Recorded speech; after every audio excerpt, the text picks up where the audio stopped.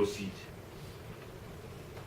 And there are a few principles that I believe was very useful in guiding me in the good office role of the Secretary General. And I'm sure Ambassador Vanu Menon has had this so many times, so forgive me, we're going to hear it another time, which were that there are about 4 principles that guided the good office role of the Secretary. The first is that the Secretary General's good offices is a process and not an event. Because really, people expect that when you go there, you just go and you succeed and you come out with Aung San Suu Kyi in your hands and release. Well, it doesn't work that way. You start a process. You try to get Aung San Suu Kyi and the government that were not talking to start talking, to have some political process. That's very, very important. It's not an event, but a process. Second, that given the complexities of the Myanmar conflict, our approach should not be reduced to a single issue. In other words, if all I was coming to say to the general was release Aung San Suu Kyi, my mission has failed before I even go in. So you have to find out what is it that interests them. Okay? How do you engage beyond a single issue? So you talk about humanitarian situation, you talk about the development possibilities, you talk about your appreciation of the task they have, having peace, making peace with the armed groups that they've been fighting for, armed minorities for, what, 40 years? Even as we speak, all you have is a ceasefire between the government and these groups. They still keep their guns. And one of them, Kachin State, there's not even a ceasefire agreement. So you talk about things that is important to them and that are real. They are not manufacturing it. And then, of course, you talk about Aung San Suu Kyi, human rights, democracy, and all of that. So not one issue. You have to have things that are common to both sides that will give you the entree, because if you are not even there to talk, how can you be successful? And it is, again, not theory. My predecessor, Razali, who was is even from this region, he is from Malaysia. For 2.5 years, they did not let him inside. So how can you do your good office role if you cannot even get in the country? So you have to have access, and in order to have access, you have to talk about things that interest both sides. The third is that engagement with the government and with the opposition cannot be ends by themselves, because you see, they don't mind you coming if all you do is just come and go, right? So you have to let them know, yeah, you keep coming, but there has to be tangible results from time to time. And in the case of Myanmar, from time to time, they will release 50, 100 political prisoners, in other words, to justify the continuation of the good offices role. So tangible results.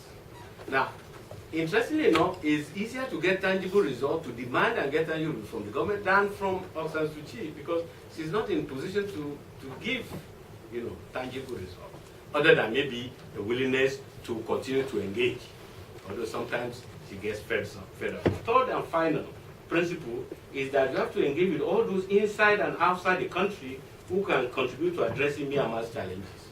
So, the armed groups, the opposition, the government, and then in the region, Singapore, Thailand, complicated relationship, but you have to touch base there, Indonesia, And then interestingly enough, those countries, the LVM,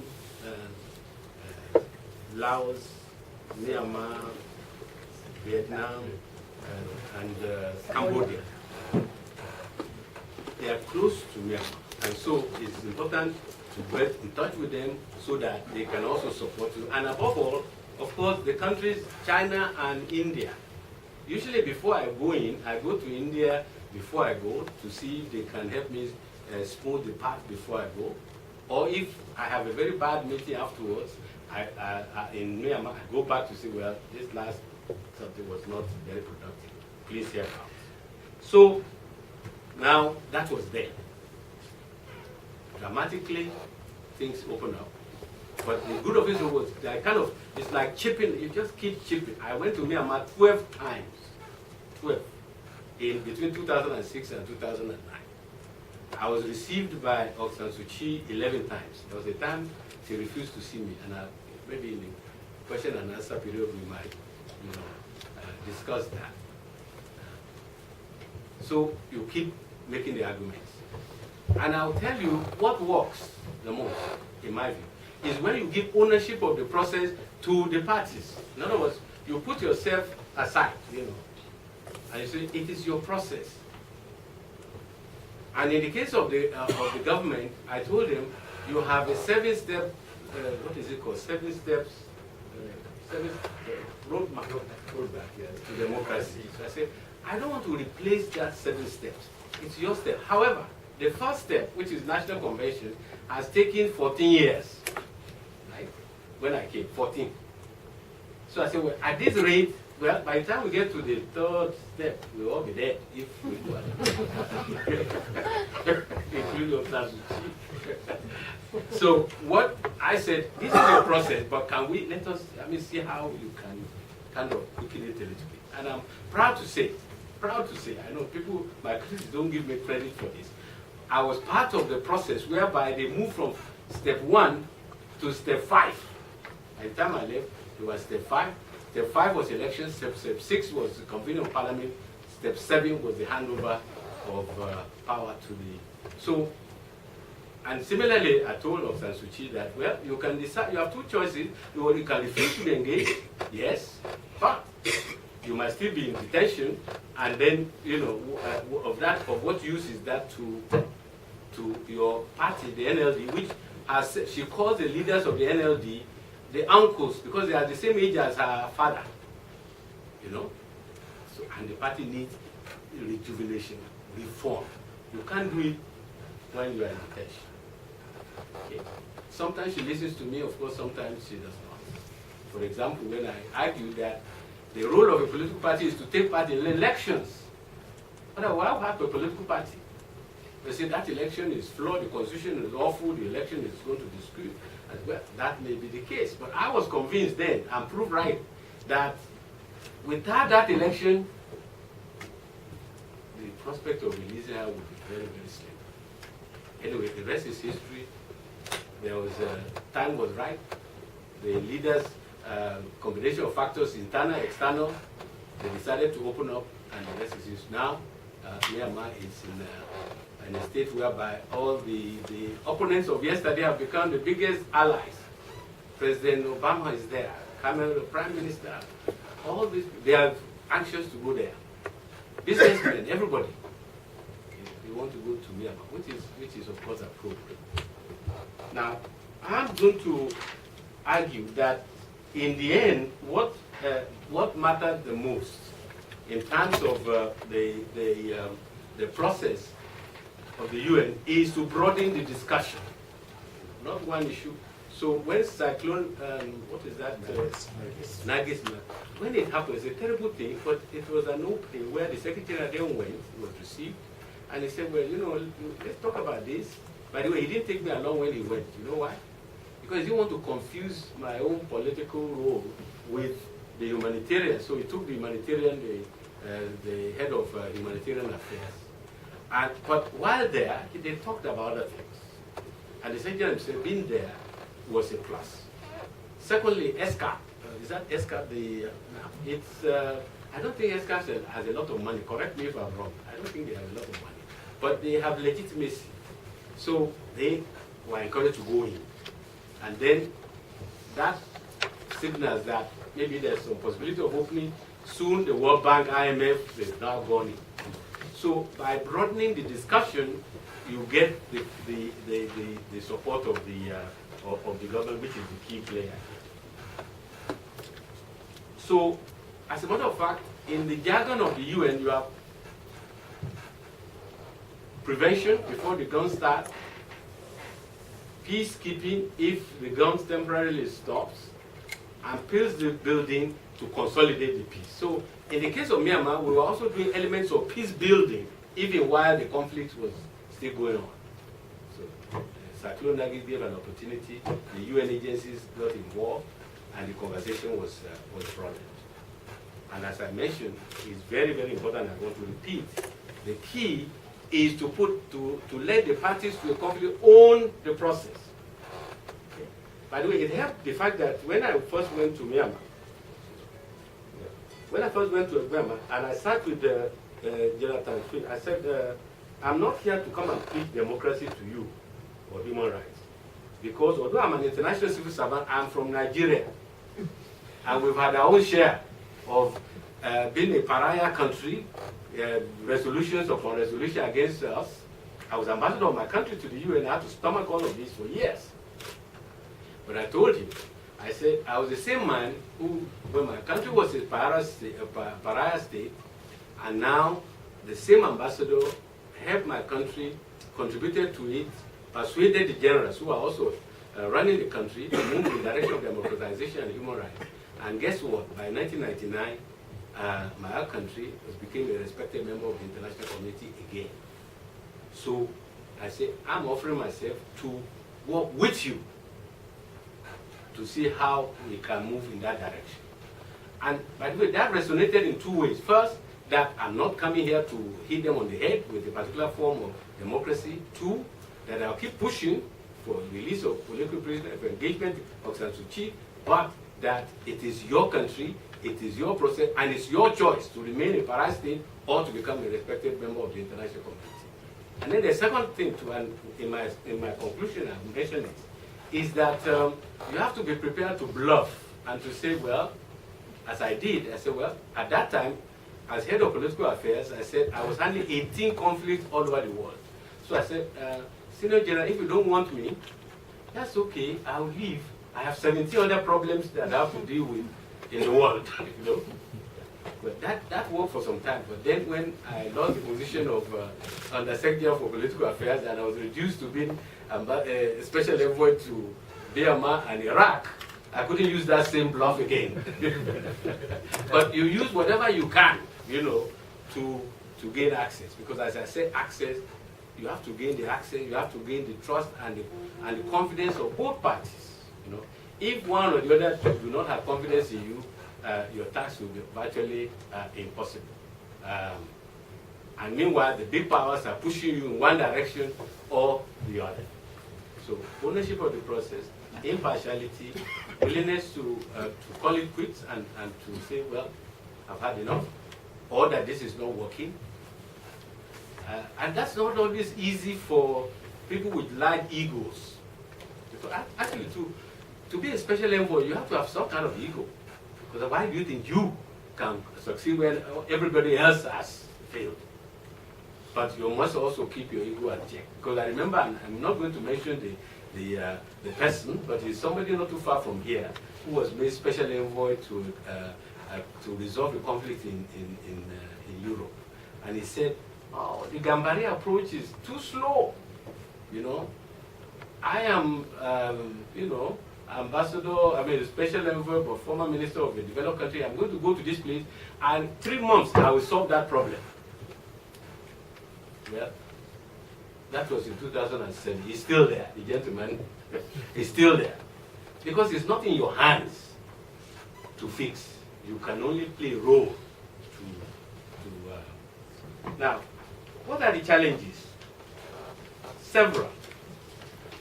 First, the political and economic reform process in Myanmar is by no means irreversible. They've gone a long way, and I'm told that, as a matter of fact, President Tien has said that the road that Myanmar is going is so narrow of reform that there's no room to even turn back. That is his word. So narrow. Now, but there are all kinds of issues, as you know. First, how to amend the constitution. Because if you don't amend the constitution, our constitution is not even eligible to be president of that country now. Okay? And I'm just using that as an example of the need to amend the constitution. Second, the issue of citizenship in Myanmar. Who is a citizen and who is not? Particularly when it comes to the Rohingyas issue. And the plight of the Rohingyas in Rakhine State is real and is spreading. Also among the challenges is a growing anti-Muslim sentiment and violence, both in Western and Central Myanmar. And then, of course, the ongoing military confrontation and clashes between the government forces and those of the armed minority nationalities. And peace is still elusive. The economy itself, you know how it is. After having a command economy, everything centralized, to suddenly go the other way is not going to be easy at all for any country, but particularly a country that has also been, by choice, has been pretty much out of circulation, international circulation, for a very, very long time. In the minutes that is remaining, let me talk about the implications for South Asia and then some conclusions. According to a recent IMF study on Myanmar, based on 2011 Article 4 consultations published in May last year, Myanmar, and I quote, could become the next economic frontier in Asia, end of quote. This will, however, require pursuit of appropriate reforms by the government to convert Myanmar's rich natural resources, young labor force, and this is what I think is important for South Asia, proximity to the most dynamic economies, how to turn all of this to its advantage. And for that, you will need an all-inclusive economic growth and what the economists call macroeconomic stability. Furthermore, according to the IMF report that I'm citing, long-standing distortions will require cross-cutting reform aimed at removing impediments to growth by enhancing the business and investment climate, encouraging financial sector development, and further liberalizing trade and foreign direct investment. So there are a lot of things that still needs to be done. They are in the right direction, but in order to take advantage of this proximity to South Asia, this has to be done again faster. And I'm arguing, and you have to correct me if I'm wrong, that just as Myanmar needs to take advantage of its proximity to some of the most dynamic economies, including countries of South Asia should take advantage of the openings and the opportunities provided by Myanmar to modernize its economy, reduce poverty, build human capital in a mutually beneficial way. So as Myanmar is opening up and reducing poverty, developing human capacity, opening up its market, there's a role for some of the most dynamic economies in the region to take advantage. And some of the outlook is good. According to IMF economic outlook in Myanmar, they conclude that it's positive. It's positive. With real GDP growth projected at 5.5% in fiscal year 2011 to 12, and at 6% in fiscal year 2013. These are not my figures, these are IMF figures. And although these growth rates were driven by commodity exports and high investment, supported by robust credit growth, consistent monetary policy framework, and improving public financial management. So still, whatever the driver, it is happening. And people should take advantage. And by the way, what I'm saying about Myanmar is also relevant to Africa. I can't resist mentioning that. For a long time, people look at Africa as a continent. In fact, the economists had a publication one week, Africa, the hopeless continent. It's the same economists about a month ago that said, hey, we're missing something here. This is the fastest growing continent in the world at 6% and likely to be for the next 5-10 years. Don't let us be caught behind. By the way, the Chinese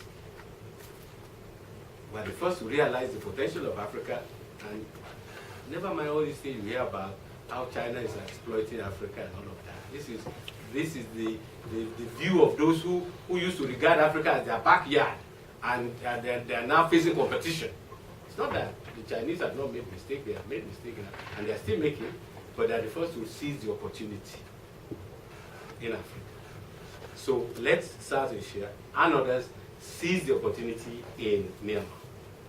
And I will also say that the development of physical infrastructures could link Myanmar through including, for example, Bangladesh by extension to the road and railway network in South Asia, including all the way, in fact, through that to you have India, Pakistan, Nepal, all the places that could be linked up if somehow South Asia takes the lead in moving in the direction of taking advantage of the opportunities in Myanmar.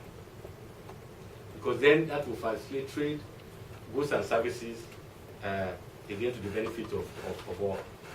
And as I mentioned on the political front, addressing the plight of the Rohingya, the violence that has erupted between the Buddhists and the Rohingya Muslims, especially in Rakhine State, by the Myanmar authority is in a firm or fair manner will remove the fallout from this issue on countries in South Asia and even Southeast Asia. We've seen how in Jakarta, the fallout is already been there. And some of the racist attitude and some of the anti-Muslim sentiments on quarters in Myanmar, if not discouraged and dealt with properly, will very much undermine the goodwill, tremendous goodwill that Myanmar is enjoying in the world. Look at it, 2014, next year, they'll be hosting the ASEAN Summit. They tried to host it before, 2008, and ASEAN said no. Defiant. I think 2 or 3 weeks ago, the European Union lifted permanently all the sanctions against Myanmar except for arms embargo. I mentioned earlier, everybody is going there now. President Obama, Cameron, everybody. So the goodwill is there, including, by the way, goodwill from the Organization of Islamic Conference, that even wanted to open an office in Yangon. Organization of Islamic Conference is an organization of 53 countries in the world, 53. So all that goodwill could very well be seconded if there is not a firm but fair handling of that crisis. If you don't check the anti-Muslim sentiment, that could be very well squandered. And you know, somebody once told me that international capital is a coward. They don't like to go where things don't look right. So this goodwill, which is tremendous, is very important that it's not squandered. Let me then conclude by very briefly to say that first, to end as I began, Myanmar should be seen in the context of the region and the world. So there's a need, just as ASEAN and South Asia has or can play a role in helping Myanmar to further move in political and economic reform, this should not be taken for granted. Myanmar is not alone, but in order not to be alone again, it has to continue along the path of economic and political reform. Also, that efforts of the outsiders to be involved or to be helpful must be very clear that you are only there. Let me use the Hollywood analogy. You know, they have a category of Oscar, or they have a category called actors in a supporting role. Am I correct? Actors. The heart to Myanmar is to outsiders to regard themselves as actors in a supporting role, not to try to become the lead actors. It's their country. They're very proud people. And I recall again, just to share with you, the first time I met Jonathan Shui, and I told him that I wanted to meet Madame ISAS, and he said, after all, when he finally agreed, he said, I want to warn you though. One warning. He said, you'll find ISAS very stubborn person, like all of us Burmese. So there's a stubbornness, a pride that, you know, is very important you have to let them be the lead and be there to support. They have to take the lead. They have to own the process. Because it was the ownership of the process that got them where they are now, and the ownership of the process that will also move them along the path of reform. So one last word, and it's the question, there's a debate. What made Myanmar change? Is it the Western sanctions or the mediation? The Western countries, I'm told, they said, yeah, what is happening is because we had sanctions. Now, I think that's a big question mark. Because don't forget, there was never a United Nations approved sanctions on Myanmar. Some countries did on their own. And any sanction that is not internationally sanctioned, the chances of real success is very limited. China never supported sanctions. India, these are the two big neighbors, never supported sanctions. ASEAN did not support sanctions. Japan did not support sanctions. Okay. Now, to also argue that it was the mediation that turned to turn the table will also be exaggerating it. Unless you define mediation as actor in a supporting role. Because it's often said that a conflict can only be resolved when it is ripe for resolution. In fact, it has to be ripe for resolution. So timing is key. That timing is not in the hands of mediator, it's in the hands of the parties. But what the mediator can do, what I've tried to do as a mediator, I've been told, and there's one there now, is to try to ripen. You don't wait till it's right, just have to ripen the situation for resolution. And that's why I think above all what the international community has tried to do, which is to ripen the moment for resolution. But the timing was in the hands, the leadership was in the hands of the parties, and they've seized it, but they now need to consolidate. Well, I've spoken too long, but that's what happens when you have somebody who is a professor by training and an ambassador by accident. We've